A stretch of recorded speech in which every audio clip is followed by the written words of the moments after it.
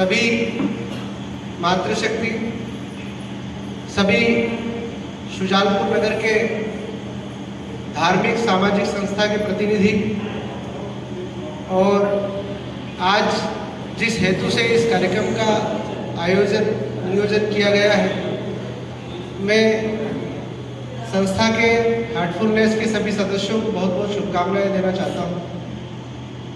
बहुत सारी बातें आपने सुनी हैं, लेकिन ना तो मैं शांति की बात करूँगा, ना मैं क्रांति की बात करूँगा। एक बार आप अपने अंदर क्रांति और ऊर्जा से भर जाए, इसलिए जोरदार बैठे हुए सीधी कमर करें और जोरदार ताली जो करतल ध्वनि पर बजाते हैं वैसी करतल ध्वनि बजाएं, तो आपके अंदर एक अपना बहुत अच्छी ऊर्जा का वातावरण हो जाएगा। दोनों हाथ उठाएं और जोरदार से करतल ध्वनि आप एक बार बजाएं।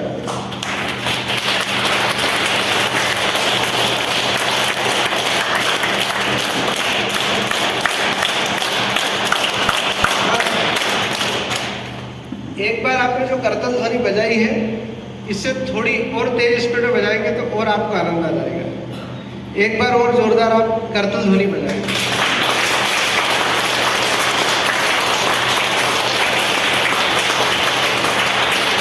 भारत माता की ताली बजाने से एक अपने आप में योग होता है और ताली बजाने से अपने आप की जो नेगेटिव ऊर्जा वो खत्म हो जाती है और ताली बजाने से अपने शरीर में ऐसी ऊर्जा का संचार होता है जिससे आप जिस स्थिति में हो उससे थोड़ी अच्छी स्थिति चेतना से आप जुड़ते हैं। तो योग ध्यान की बात हो रही थी,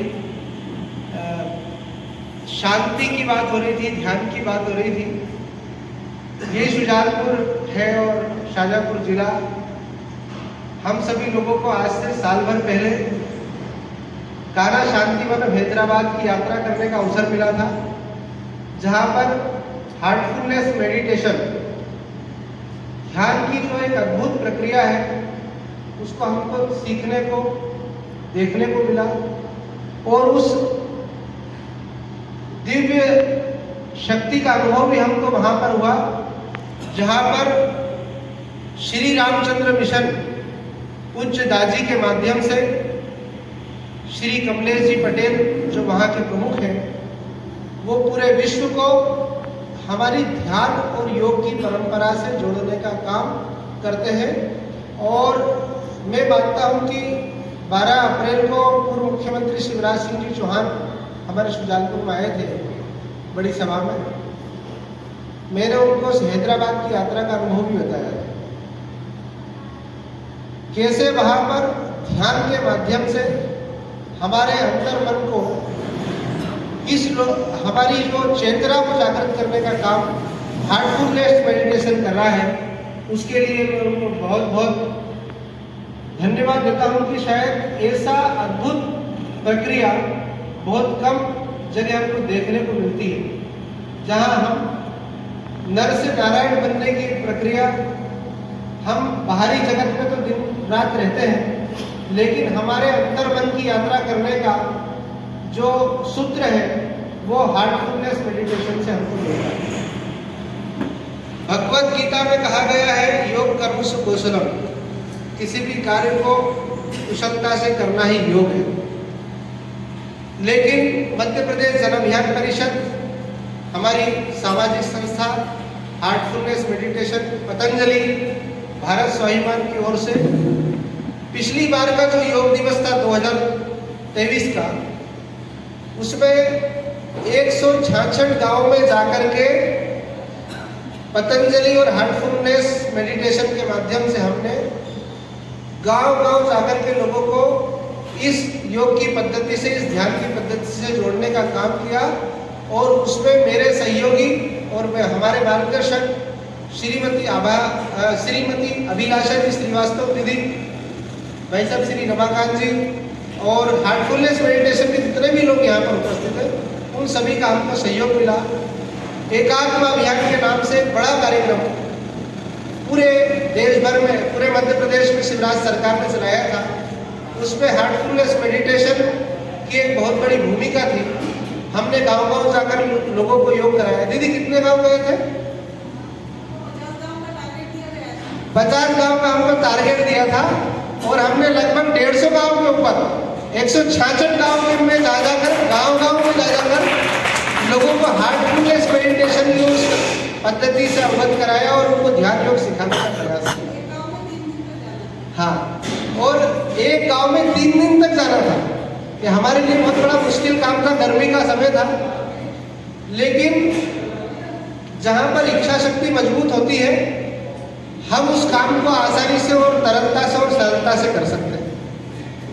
आज के वर्तमान आधुनिक युग में आप सभी ये जानते हैं कि जो चीज़ निःशुल्क मिलती है, बहुत सारे लोगों ने यहाँ पर ब्रह्म कुमारी है, सामाजिक धार्मिक संस्था से जुड़े हुए लोग हैं, हमारे आदरणीय श्री मंडलोई दीदी और लता दीदी हैं। आप सभी को मैंने भी कई बार सुना है, आप सबने एक बार सुनी होगी कि जो चीज़ आपको निःशुल्क मिलती है उसका कोई महत्व नहीं होता, लेकिन आपको सबसे ज़्यादा निःशुल्क में जो चीज़ मिलती है वही आपके जीवन के लिए सबसे महत्वपूर्ण चीज़ है। आपको हवा, जल, मिट्टी, ये वातावरण, ये सब प्रकृति ने दिया है और प्रकृति आपसे कोई पेमेंट नहीं लेती, वो आपको निःशुल्क ही देती है। लेकिन हम लोग उस निःशुल्क का मतलब, उस प्रकृति के वरदान के मतलब को नहीं समझते। परम पूजनीय रामदेव जी महाराज, जिन्होंने योग की अलग जगह करके पूरे विश्व को जोड़ने का काम किया और आज भारत स्वाभिमान पतंजलि के नाम से बहुत बड़ा अभियान जन जन तक वो रोज सुबह इंडिया टीवी पर लाइव आते हैं, हमारे मन मस्तिष्क और शरीर को योग के माध्यम से दुरुस्त करने का काम करते हैं। ऐसी बहुत सारी संस्थाएं आर्ट ऑफ लिविंग का दीदी बता रही थी, ब्रह्म कुमारी आश्रम। लेकिन मैं ये मानता हूँ कि जितनी भी आध्यात्मिक और धार्मिक सामाजिक संस्था है जो मनुष्य के लिए कल्याण के काम कर रही है, मनुष्य के विकास का काम कर रही है, लेकिन हम सभी लोग जिस सनातन संस्कृति से आते हैं उसमें यही है कि हम नर से नारायण बनने की प्रक्रिया में अग्रसर हो, उसके लिए सारी पद्धतियों का सूत्रपात हुआ है। हम लोग अपने दैनिक जीवन में जो भी काम करते हैं, योग करते हैं, ध्यान करते हैं, सब करते हैं, लेकिन इन सब को लेकर के हमारे जीवन में जो अद्भुत परिवर्तन आता है वो व्यक्त नहीं किया जा सकता है। आपने भी जैसा उस बात को दोहराया, मैं उस बात को दोहराऊं, लेकिन हमारे जीवन को जीवन जीने की कला यदि कोई दे सकता है तो वो योग और ध्यान दे सकता है। इससे बड़ा हमारे पास कोई साधन नहीं है और वो निःशुल्क है, उसके लिए कोई पेमेंट और पैसा नहीं देना है, क्योंकि वो हमारे मन मस्तिष्क को हमारी अंतर आत्मा से जोड़ने का एक बहुत अच्छा साधन है। मैं आप सबसे कहना चाहता हूँ कि आप दिन भर में जो भी काम करते हैं उसमें आप देख रहे हैं आज की वर्तमान परिस्थिति में प्रदूषण बहुत होता है, कोलाहल बहुत है, शांति नहीं है। शांति आदमी मंदिर में जा रहा है, उसके बाद भी उसको शांति नहीं, उसके मन में अशांति है। लेकिन हमारे पास आज एंड्रॉयड मोबाइल है, 4G 5G है, बहुत आधुनिकता की ओर हम जा रहे हैं।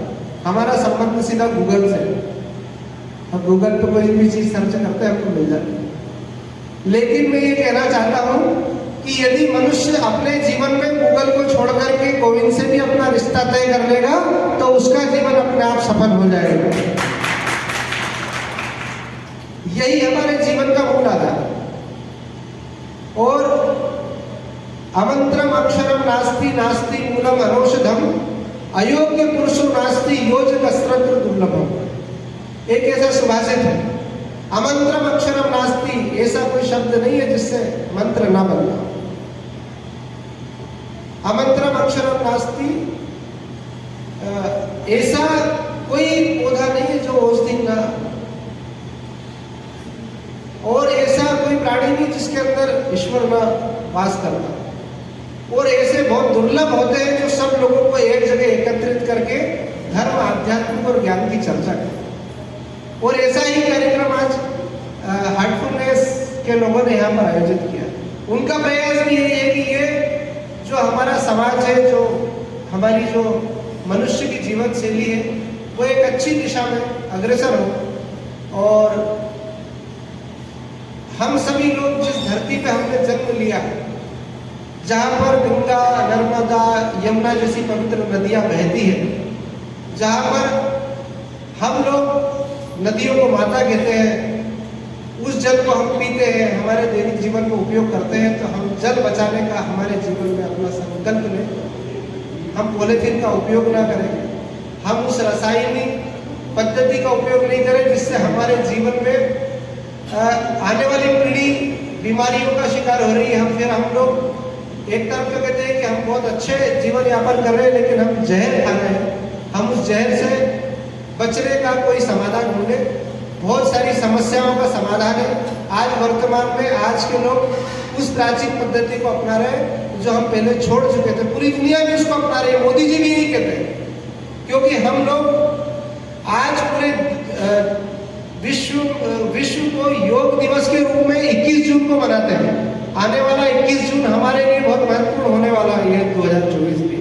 तो हम उस चीज़ को ध्यान में रखें कि हमारे परिवार में हम योग की शिक्षा दें, हमारे आसपास जुड़े हुए लोगों को हम योग से और ध्यान से जोड़ें, ताकि हम अपने वातावरण को बहुत अच्छा बना पाए। हमारा वातावरण अच्छा बनेगा तो बहुत अच्छा ही हमारा समाज और देश भी बनेगा। इतनी ही कहकर अपनी बात को विराम दें। हैदराबाद में है और हमारी संस्था जो इतने वर्षों से काम कर रही है। 1945 में इसका रजिस्ट्रेशन हुआ था श्री रामचंद्र मिशन के नाम से। तो ये रजिस्टर्ड संस्था है और पूर्णतः निःशुल्क ये ध्यान पद्धति प्रोवाइड करवाती है। और इसमें